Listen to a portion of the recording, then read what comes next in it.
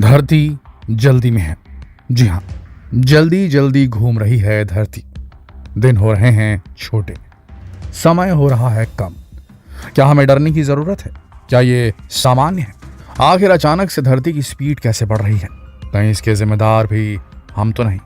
और हमारे जीवन पर इसका क्या प्रभाव पड़ेगा अगर धरती इसी तरह तेजी से घूमती रही? जानने के लिए वीडियो को अंत तक जरूर देखिए। दोस्तों, अब जो बात हम आपको बताने जा रहे हैं उसे जरा ध्यान से सुनिएगा, क्योंकि इसका हमारी और आपकी जिंदगी पर बहुत असर पड़ने वाला है। बात अभी हाल ही की है। जुलाई की 29 तारीख को धरती ने अपने एक्सिस पर घूमने में 1.52 मिली सेकेंड कम समय लिया है। जी हाँ, यानी कि हमारा दिन जो कि 24 घंटे का होता है वो 1.59 मिली सेकेंड छोटा हो गया था उस दिन। मिली सेकेंड यानी कि सेकेंड का 1000वां भाग।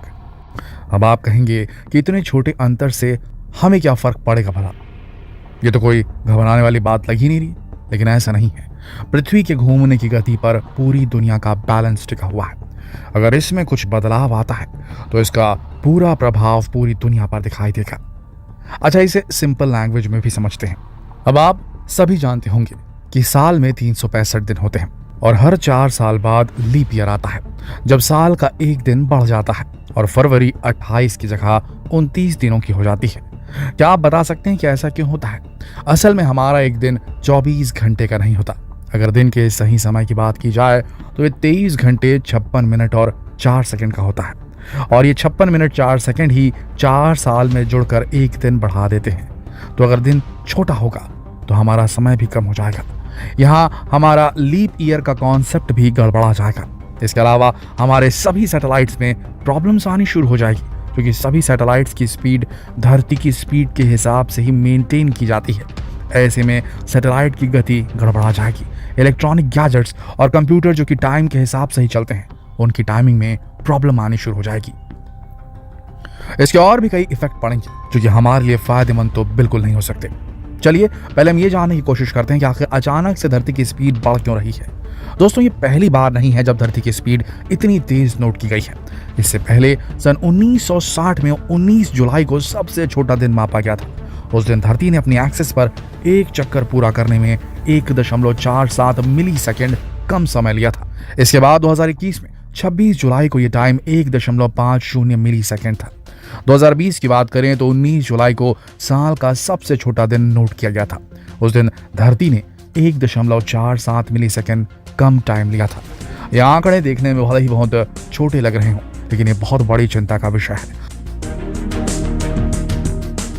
क्योंकि जिस तरह से धरती की स्पीड लगातार बढ़ रही है उससे उम्मीद है कि आने वाले समय में दिन और छोटे होने लगेंगे।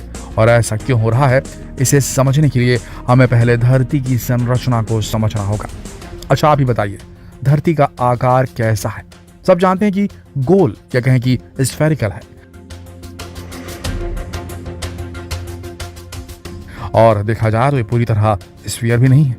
यहाँ ध्रुवों पर से थोड़ा उठा हुआ है और हमारी धरती अपनी एक्सिस पर थोड़ी सी झुकी हुई है, और ये एक समान स्पीड से अपनी एक्सिस पर घूमती रहती है। अब एक सवाल, आपको क्या लगता है कि हमारी धरती की स्पीड क्या होगी? जाहिर सी बात है, आप कहेंगे कि धरती की स्पीड काफी कम है, तभी तो हमें इसके घूमने का एहसास नहीं होता। अगर आप भी ऐसा सोचते हैं तो आप बिल्कुल गलत हैं। हमारी धरती बहुत तेज स्पीड से घूम रही है। जरा इन आंकड़ों को देखिए, आपको यकीन नहीं होगा। 43 डिग्री नॉर्थ और साउथ पोल पर धरती की स्पीड साउंड की स्पीड से भी ज्यादा होती है, और इक्वेटर पर तो इसकी स्पीड साउंड की स्पीड से भी ज्यादा होती है। क्या हुआ, मुंह खुला का खुला रह गया ना? वैसे अभी आपके दिमाग में एक सवाल और आ रहा होगा, जब धरती की स्पीड इतनी तेज है, हमें इसके घूमने का एहसास क्यों नहीं होता? तो जरा रुकिए, इस सवाल का जवाब हम आपको वीडियो के लास्ट में देंगे। पहले हम ये देख लेते हैं कि धरती की स्पीड क्यों बढ़ रही है। दोस्तों, वैज्ञानिक इसके पीछे क्लाइमेट चेंज को सबसे बड़ा कारण मान रहे हैं। असल में धरती की स्पीड पर कई चीजों का इफेक्ट पड़ता है, जिसमें सबसे बड़ा रोल है धरती की सतह में होने वाले बदलाव। इसमें धरती की सतह के अंदर होने वाले बदलाव, सुनामी और पोल्स पर पिघलने वाले ग्लेशियर्स, ये सब कुछ शामिल है। और आजकल जिस तरह क्लाइमेट चेंज की वजह से ग्लेशियर्स की बर्फ पिघल रही है, वो आगे चलकर धरती के लिए मुसीबत का सबब बन सकता है।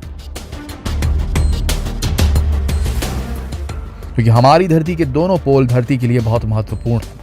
यहाँ होने वाली छोटी सी एक्टिविटी का भी पूरी धरती पर बहुत बड़ा इफेक्ट पड़ता है और इस वक्त यहाँ का क्लाइमेट बहुत तेजी से चेंज हो रहा है।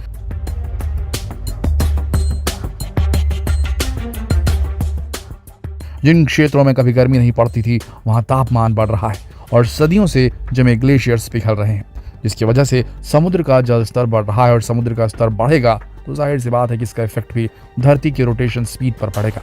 कुल मिलाकर ये जो सब हो रहा है इसके जिम्मेदार हम सभी हैं, क्योंकि ग्लेशियर्स पिघलने की वजह ग्लोबल वार्मिंग है और ग्लोबल वार्मिंग की वजह हम इंसान ही हैं। वैसे वैज्ञानिकों का कहना है कि धरती की स्पीड में इससे पहले भी काफी परिवर्तन देखा गया है।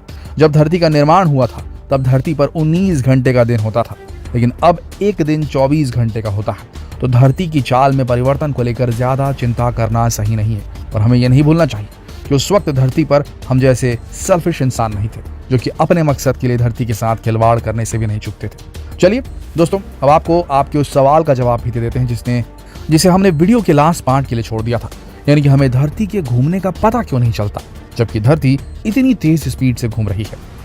इसे हम एरोप्लेन के एग्जाम्पल से समझते हैं। जब हम एरोप्लेन में होते हैं तो हमें एहसास ही नहीं होता कि वह एरोप्लेन सैकड़ों किलोमीटर पर आवर की स्पीड से उड़ान भर रहा है। हमें केवल तभी एहसास होता है जब हमें कोई झटका लगता है और इसका कारण ये है कि जब कोई वाहन एक समान स्पीड से गति करता है तो उसके अंदर बैठे हुए लोगों को उसकी स्पीड का एहसास नहीं होता। ऐसा ही बिल्कुल धरती के साथ है। धरती हमेशा एक यूनिफॉर्म स्पीड से घूमती है, इसलिए हमें उसके घूमने का पता नहीं चलता। लेकिन अगर धरती की स्पीड में कोई परिवर्तन आएगा तो हम पर इसका प्रभाव जरूर पड़ेगा। हमें अपने दिन के घंटों को कम करना पड़ेगा, हमारा जीपीएस सिस्टम फेल हो सकता है, कंप्यूटर सिस्टम क्रैश हो सकता है। कुल मिलाकर धरती का पूरा स्वरूप पूरी तरह बदल सकता है। हमारी धरती हमें बहुत कुछ देती है दोस्तों। अगर ये है धरती है तो हम हैं, लेकिन हम जिस तरह धीरे धीरे इसे नुकसान पहुंचा रहे हैं उसकी वजह से धरती को लगातार नुकसान पहुंच रहा है और इसी वजह से आज हमें क्लाइमेट चेंज जैसी कई परेशानियों का सामना करना पड़ रहा है। अगर हम आज भी अपनी धरती को बचाना चाहते हैं तो हमें सचेत हो जाना चाहिए और धरती को बचाने की पूरी कोशिश करनी चाहिए और इस दिशा में पहला कदम होगा प्रदूषण पर नियंत्रण। दोस्तों, हमें अपनी धरती को बचाने में अपनी तरफ से पूरा योगदान देना चाहिए और इस संदेश को अपने दोस्तों तक जरूर पहुंचाएं ताकि वो भी इस मुहिम में योगदान दे सके। जितना हो सके इस वीडियो को शेयर करें फेसबुक पर, व्हाट्सएप पर, यूट्यूब पर। कल फिर मिलते हैं एक और दिलचस्प वीडियो में। तब तक के लिए आप सबका इस वीडियो के अंत तक बने रहने के लिए दिल की गहराइयों से धन्यवाद।